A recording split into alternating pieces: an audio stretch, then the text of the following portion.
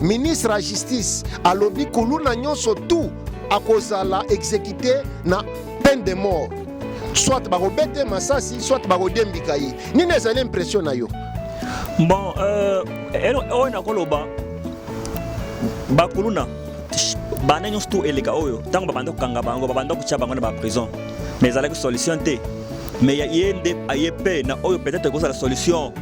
eza moi likolo ya solution ya kokanga bakuluna kucha bango na baboloko ke babanda ko boma bango. Mais eloko ya koyeba pe eza ye moko alobaki que justice za bien te. Wapi bakoya ko boma lisusu na ba innocent des problèmes. Mais moto saka bote moyibi akozaka moyibi. Solution eza ko boma bango po soko bazo boma bakuluna eza lokolo eza bazo diminuer nombre ya ba miyibi. Oyo monde mutamba akanisi ke oyo ko sala ke ba justice mesila ekozala peine de mort. Pona ni peine de mort déjà est annoncé. Pona ni bakuluna wana bakotika te. C'est-à-dire que bazo bangela ngote. Que premier kuluna ezaka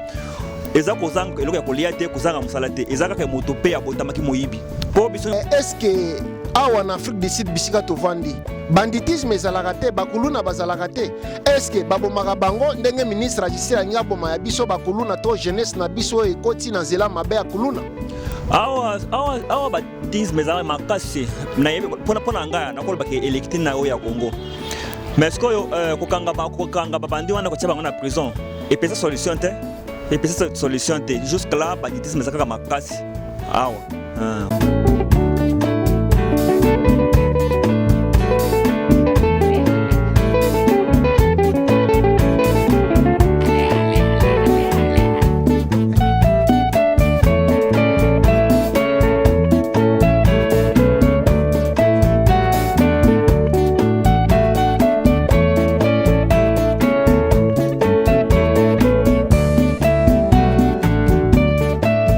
batata bamama bandeko wa bolingo mbote na bino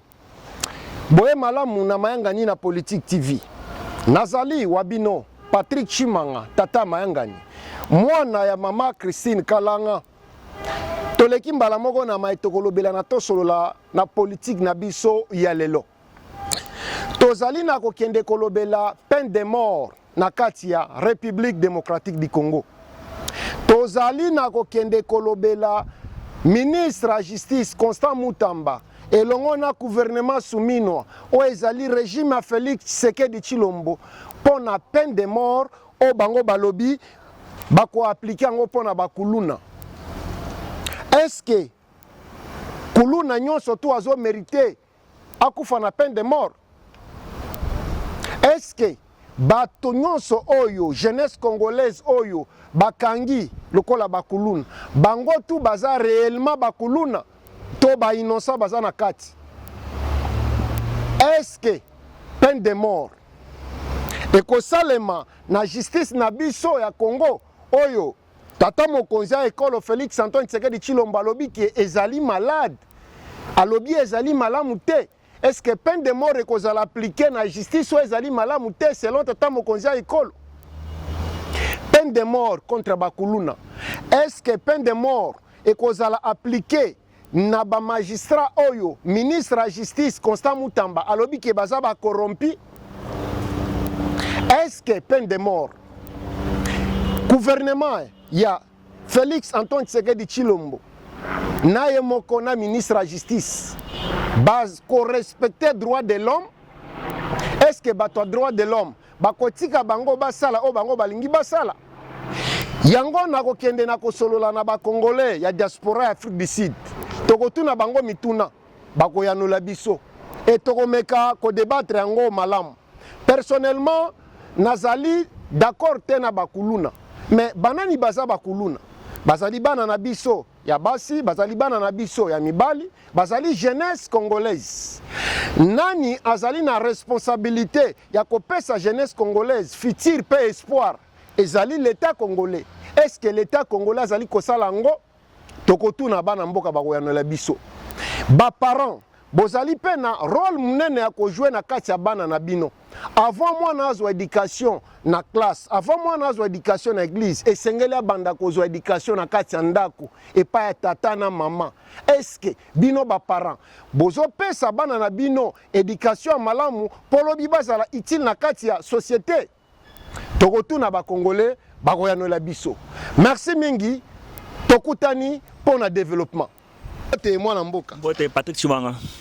Boni santé tala bango nanu ba tala okuna boni nanu santé. Te santé za bien, santé za bien. Que yo pe boni santé. Non, biso pe toza malamu naza malamu biso surtout na banzi batata ba mama bande kwa bolingo ba misusu kati na bino baebi mwana mboka ba misusu pe baebi ete. Alors pona baebi ete tokotika la moko ami présenter lisusu po baebi mal. Kombo nanga eza Rocky Kalonji. Naza moko ya ba Congolais bafandaka en Afrique du Sud, précisément à Cape Town. Tozali na mwana mboka Rocky Kalonji o azali habitué à mayangani na Politique TV. Avant d'aller en Afrique du Sud, précisément à Cape Town. Bonne année 2025, les sous mon mboka. Merci Makasi et bonne année POP. Merci. Bonne année 2025. Ezali malamu par rapport à 2024. 2025, tu es bakaka, biso so yeba que janvier ezaka mois passé. Mais de toute façon tout le monde est le janvier et ça moi quand même bien par rapport à janvier ya ba année mosusu. Merci mingi mwana mboka mais na ko garder musika te na ko kota mbala moko na sujet na bengeli wa poto solo la sur peine de mort oyo ezali appliqué na kati ya République démocratique du Congo contre jeunesse congolaise oyo baponi ko sala banditisme oyo babengi bakuluna.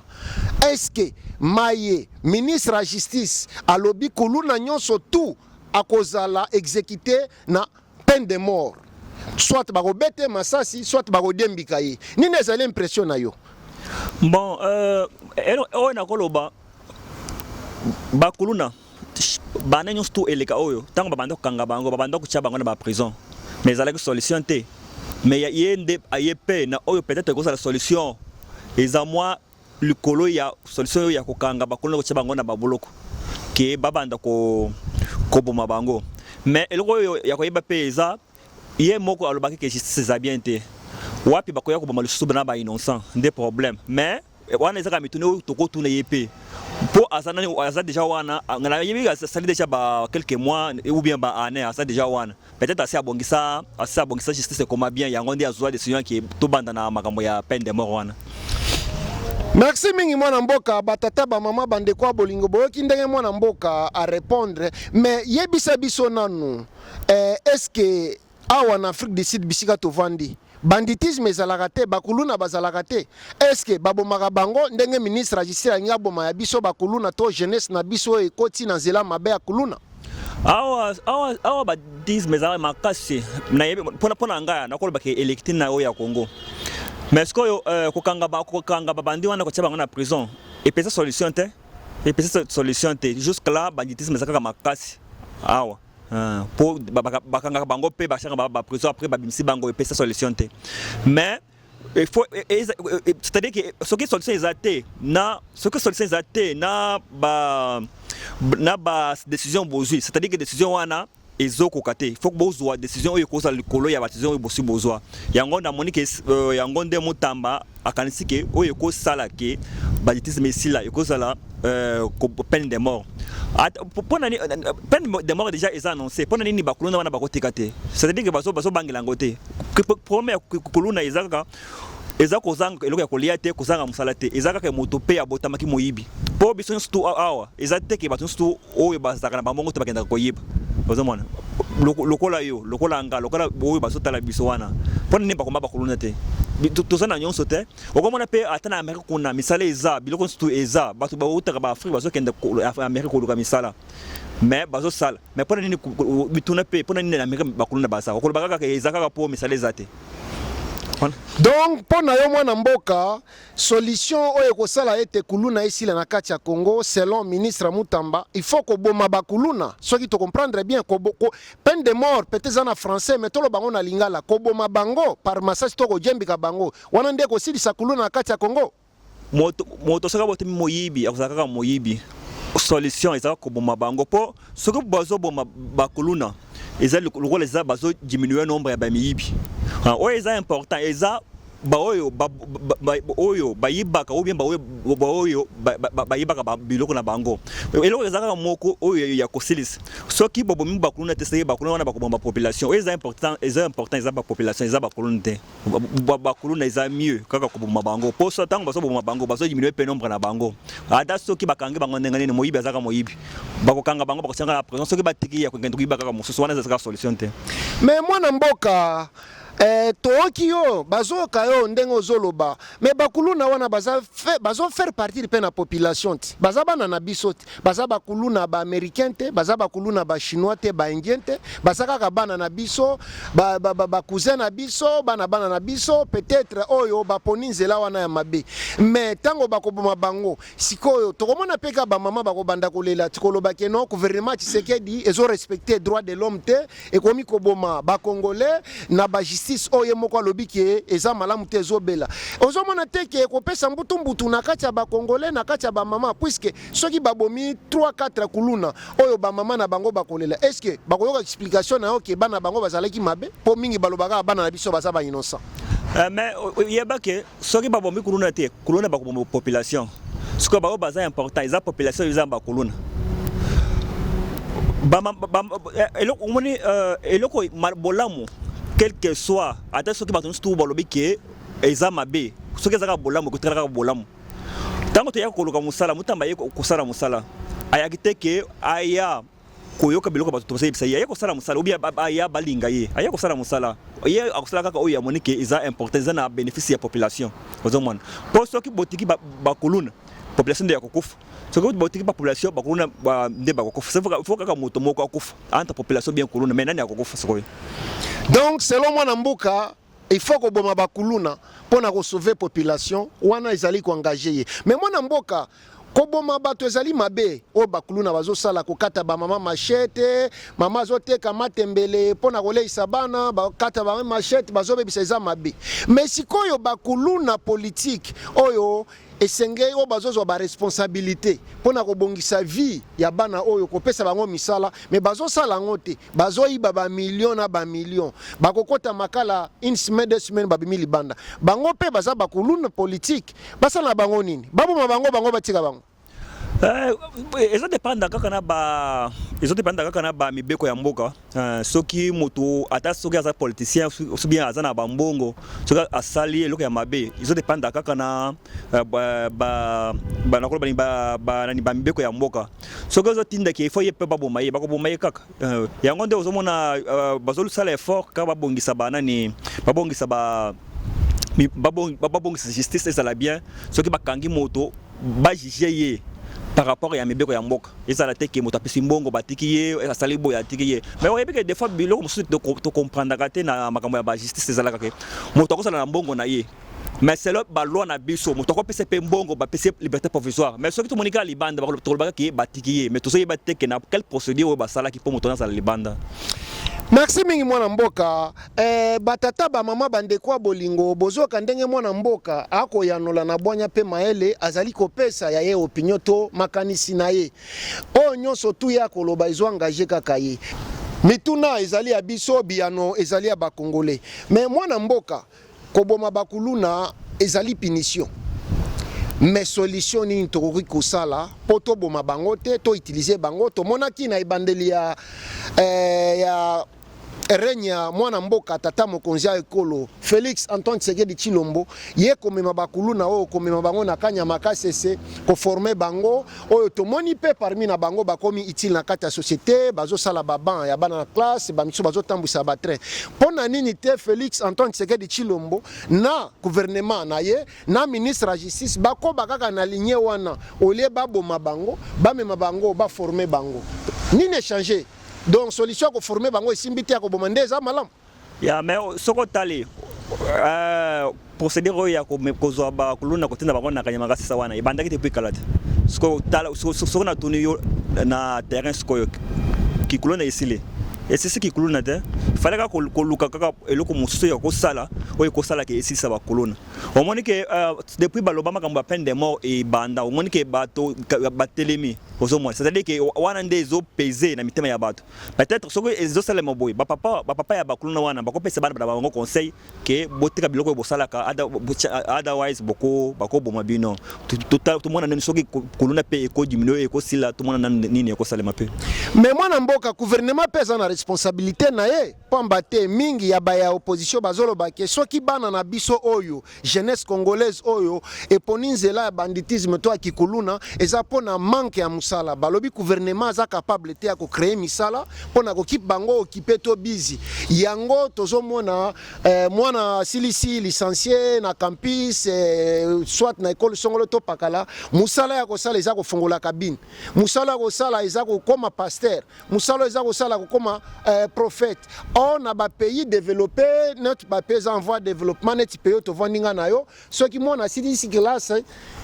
obligatoirement il faut azwa musala ceux qui mona silisi université il faut azwa musala donc akozala na temps wana te ya kozala kuluna mais est-ce que gouvernement azali kopesa jeunesse congolaise misala po batika kuluna ok oye nakoloba omoni makambo kimuyibi ubia ke ya kuluna soki obotamaki kuluna kotalaka kuluna ata soki misala eza yango natunaki na ibandeli ya émission ege pona nini biso tosala kuluna wana te c'est que moto saka botamaki kuluna zaka kuluna soki totali na Amérique ata ba pays nyonso to oyo eza développé ba miyibi basaka kaka bakuluna bo basala kaka mais ya opposition wana il faut apesa pe bakuluna wana conseil soki bakoyokela ye bango nde balobaka insécurité za na mboka soki insécurité wana ekosila ndenge nini po batante makambo kanya makasisa soki bakena makambo ya peine de mort c'est-à-dire que kanya makasisa simbité basolo kaka nani bato bafanda makambo kimuibi ezala te opposition wana apesa nanu conseil na bakoluna wana ezate ke koyiba kozala koluna eza kozanga musala eza ndenge wana te so eza kaka mwana pe abotamaki moyibi akoma pe koluna ata soki bopesi musala kotela kosalaka musala te. Merci mingi batata ba mama bandeko bolingo mwana mboka alobi eloko moko eza très important alobi ezali problème ya éducation ceux qui mwana botami moyibi akozalaka moyibi mais personnellement na bi ke bana babota makaba innocent bayekolaka oyo bazokuta libanda c'est-à-dire responsabilité eza pe na ba parents sengeli pe bapesaka bana na bango conseil balakisa bango nzela malamu ndenge nalobaki na ibandeli éducation bandaka na ndako simeke libanda mais nini okopesa neti conseil na ba parents ya bana oyo ba préféré kozala kuluna kokoze tor na ba misusu koboma koyiba kokata conseil nino kopesa na bango po lobi tango peine de mort kozala appliquer ba ya kolela te koloba ete non mutu toponaki le peuple d'abord seke da komo bomela biso bana conseil nino kopesa ba parents conseil wana kopesa ba parents surtout biso ba africain faut koyeba ke responsabilité ya mwana eza na maboko ya papa na ye bon wana ndina lobina oyo sema awa na mokili oyo mena yebike education nzambe ya mwana izaka nzambe po to mwana ba papa musu ba sala effort nyonso batinda bana tinda ba internet kaka mwana po azala bien mais bana wana basaka déjà perdu na ngolo bapeke iza des fois izaka education zaka makambo nzambe mais il faut ko yeba pe biloko nini toleli saka bana to memaka na ba famille na biso omwana ka des fois misala to salaka ozokenda musala ko sala bato makambo uzo musala wana na makambo ya mabe yango des fois mbongo wana ndia izo affecté pe mabe nyonso tout papa salaka ekoya kaka likolo ya bana soko sali yango na lobaki na mission ya biso ile kaka soko ozo sala bolamo ekoya kaka bana na yo soko sala mabe yo okokanisa ke mbongo oyo nazo yiba ya gouvernement nazo yiba boye bana banga basala bien mwana yo akotanga classe silisi classe boye akomaka komela bajamba akoma kuluna nyonso tout wana ezakaka yo papa nyonso tout papa akosalaka kokwela kaka bana mais pona nini akosala mabe po lobi mwana ngaza la koluna azala boye siko nyonso wana iko elpe gouvernement ikolo ya gouvernement wana ndi Merci mingi na banzi bino ba papa ba mama boyoki toli oyo mwana mboka Roki Kalonji apesi na banzi tokosuka awa pona makambo bakuluna mais tokosilisa te sans toutefois na pesa merci longonya na bana mboka FRDC na wazalendo na kati ya République démocratique du Congo mpamba te bazali kosala musala malamu na est mboka na biso bazali ko beta monguna ya RDF M23 terroriste o bazali soutenir pa ya Rwanda na Uganda longonya na bino bana mboka mampinga ya ekolo bendele kwea te bokende toujours liboso mais mwana mboka liloba nini okoloba na mampinga na biso FRDC o bazali kosala musala ya malamu ya ko défendre pays na biso atako tozana sa agression ba mama na biso bazali violer bana na biso abasi bazali violer ba papa bazobo mabango epa ya Rwanda na ba terroriste M23 tolelaki pona ngonga mulai mais depuis changement esalemaki na armée soit na FRDC tata mokonzi ya ekolo Félix Antoine Tshisekedi Tshilombo Tshaki chef d'état major wa sikana ba misusu tomoni makambo ezo tambola malamu liloba na ona FRDC pe na bawazalendo bako défendre République démocratique du Congo. OK, avant la kende pona ba FRDC na bawazalendo nazolo banana na ba congolais na mitan oyo il fallait ba congolais nous pas sensibiliser pona kosala ta ba marche ya soutien ko soutenir ba FARDC na ba wazalendo de fois tozo mona ba biloko mosusu ba basala ka o ba wario ba latina me pembe ba kena rapport para ko ya mbafali ko kendo ya mba faire mais ba oyo bazo bunda bazo ba se sacrifier na ba tiki ba famille na bango bana na bango na banda ko bango ba kepo ba kufa pona mboka pona ni ko soutenir bango te faut koluka ta surtout ba temps oyo koluka ba to wana ba yoka ta sango ke Congo mobimba ba to basali banda pona ko soutenir biso awa et to déjà quand lokola to bosana bango mais bango bazo kufa kuna wana eza message pona population congolaise mais oyo na kolo ba pona FARDC na ko yebisa bango ki vie oyo tozana ngo eza vie ya molaite eza peut-être nga 10 ans 15 ans na ko kufa pe ozo mona mabele wana ko tekala kaka ndenge wana yo pe ko kufa pe mabele ko tekala ndenge wana mais surtout tiki mabele wana te bande na biso bana na biso to koteka bango wapi lokola Lumumba ba Tshisekedi ba defanda kimboka wana bakufaki bayebaki kaka bato mokubu bakotekala bana na biso bakotekalaka pour ko défendre mboko inde loko to sala lelo pour défendre tout ça la sonité pour na bana na biso ba mona biso ki ba pana biso ba defanda kimboka te baliaki bambongo ba bando de tourner bambongo to sala soni pour na bango de loko na kolo donc biso surtout to soutenir FRDC mampinga ya ekolo na wazalendo ndenge mwana mboka uchi koloba to sala ba marche ya sensibilisation ba marche ya soutien na sima FRDC contre monguna ya M23 terroriste soutenu par RDF ou ezali armée ya Paul Kagame kuna na Rwanda tokolonga ba congolais bakolonga mais mwana mboka toujours na côté politique tomoni ancien président mwana mboka Joseph Kabila Kabange o azali libanda mboka ezoe banate ba misu bazolo ba ki ake exil ba misu bazolo baza exil te position ezoe banate mais tomoni akomi koyamba ba politicien congolais libanda mboka tomoni mikoleleka ki ayambaki Claude Lubaya tomoni ayambaki Moïse Katumbi Chapwe nini ezali makanisi na yo bakongole bayimi mingi ni yo koloba nini osepeli nango upa des fois des fois ezaka bakestion na mitunaka na mitunaka peke ba réponse na kanangote d'abord au cause de la crédibilité mais tango zokutana na Kabila crédibilité na yo pe silim mbala moko bakongole bayebi Kabila azanani po bato bapesa ka président pouvoir ezaka population il faut pas voter président mais yo déjà Kabila za moto boma bato be bakongolais belé asala bakambo surtout lelo Congo eza façon eza boy eza pona Kabila wana mais yo super ozaka ndepel ko sukuta na Kabila wana c'est ozozela nini do oloba na Moïse Katumbi na Claude Lubaya nini pamba te toki pe mirmir ke mwana mboka Martin Fayulu pe okende kokutana naye okoyebisa bango nini ba continuer kokutana naye ba kutana naye te est-ce que azo sala malamu kokutana na bango to azo sala malamu te pamba pe aza pe mwana mboka aza politicien aza pe na droit kokutana ba misusu yo lobini mais au moins eloko mosusu na sengaka na opposition et quand ça la pouvoir te pe opposition il faut y aller paix mais na minute na Congo tous na opposition te lelo Fayulu a un problème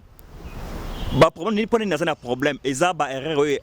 azo sala po Fayulu aza moto ya saka ba erreur ibile makasi ata eloko azo sala kuta na Kabila wana déjà erreur bato bayebi vérité ce que faut le kotana na Kabila, c'est-à-dire que azana pourcentage ebele ya ko perdre paix bato ta ya mikeo ya tekal de tala lelo faut le ko kate ata ko organiser ta marche depuis to kama ya ville morte ti lelo to mona kangolo soute tout mona kangolo soute eza dina nini pour opposition ezate Félix tolingi Félix mais Félix fallait à la peine à opposition pour et ça la pression pe asala musala ozomona Félix azo kamba mboka mobimba akosa kande ngwana te sans opposition na simana il faut azala bato mukuku boye bazo critiquer bazo tche pression pour yem pe atelema tous obligé ngana luka taba tamoko boye pression tonso lobo moko balobi ke Félix fa sala ka boye bato nyonso batelemi fa sala ka boye ko ezala ko bousculer ko booster pour asala loko mais ezate pour na opposition tozana bato te eza dit na nini opposition va perdre crédibilité envers la population pour na nini eza ba biloko ba rare c'est-à-dire que population bazo traster bato opposition pour na nini bazo traster bato opposition opposition est perdre crédibilité envers la population na nini ezaka na babiloko oyo ya kwenda kutana bato na bakabila wana nde bato bazo bomo Congo mais yo ozo kutenda kutana natuna yo nanu entre Fayulu na Kabila na Lubaya ozo ideni ni ya bien ko sana ngati ya bango wana. Merci mingi pona motuna na banzi ba bazolanda biso bakoyano la yo pamba te biso botaba ba journaliste mituneza biso biano ezali ya bino mais na banzi bino ba ebozolanda biso bomeka ko commenter na sebo répondre mwana mboka na motuna atuni mwana mboka ngana moni tokomi na suka pona lelo liloba na suka pona entretien na biso ezani ne puis bambote na ba meilleur na ba etu bazolanda biso pamba te tozana South Africa Afrique du Sud précisément na Western Cape na Cape Town Mada City. Ok, nazo pesa ba Kongo nyonso tout ya monde mobimba bambote ya Congo ya bapoto en Afrique du Sud mais loko na koloba il faut patience vie ya lelo ezaka lokola ya biso ya papa na biso kala wana te vie ya lelo comment makase tozomona réalité awa moto azana biloko azolinga teka ozana zando fandi depuis tongo tina poko bazosomba te kokosala nini mais ozoluka musala chaque jour moto azomazo kende koloka musala ezomona na te mais asa besoin ya kokosala ndenga nini il faut patience temps ezate ke moto nyonso abotamaka po azala mbongo eza loko te mbongo kozwaka mbongo koyeba ba restaurant ou voyager soka pe okufi après 10 ans 15 ans biso nyonso tozala le société mais biloko nyonso ozomona eza biloko ya mokili kotekalaka kokenda kaka na babizaleli na yo ukotoko kendaka kokanisa bebele te okokoya pamba okufi otiki bana mike bana na biso bazaka besoin na bambongo te bazaka besoin pe bamona biso tout ça fait très important papa c'est très important na vie ya mwana na ye wana nde o nyonso tozaka na ngo pona lelo merci na pisibino bambote bele merci mingi batata ba mama bandeko bolingo na banzi ete bo sosoli maeto sololi na kati ya tosolo la politique na biso alelo ngai elongo na mwana mboka Roki Kalonji bolimbisa biso soki tolobi mabe soki tototi libaku bolimbisa biso pamba te tozali kaka batu tozana makila na mai bo pesa biso ba conseil bo commenter na se mais bobo sanate ko s'abonner na chaîne YouTube na biso mayangani na Politique TV bobo sanate ko partager olingolo banini mwana mboka soki pe ba critiquer za boko aider biso ko assister biso pe soki bo moni ke oyo pe fallait to sala moni ba idée on se partage des idées. Yeah, merci makasi. Merci mingi bomoni biso na mbeba bo critiquer biso bo pesa biso ba conseil biso tozaba na misala na bino bobo sanate ko s'abonner ko partager ngana bino tomona ni mbala sima nazali wa bino Patrick Chimanga tata mayangani mwana ya mama Christine Kalanga on peut merci beaucoup goodbye.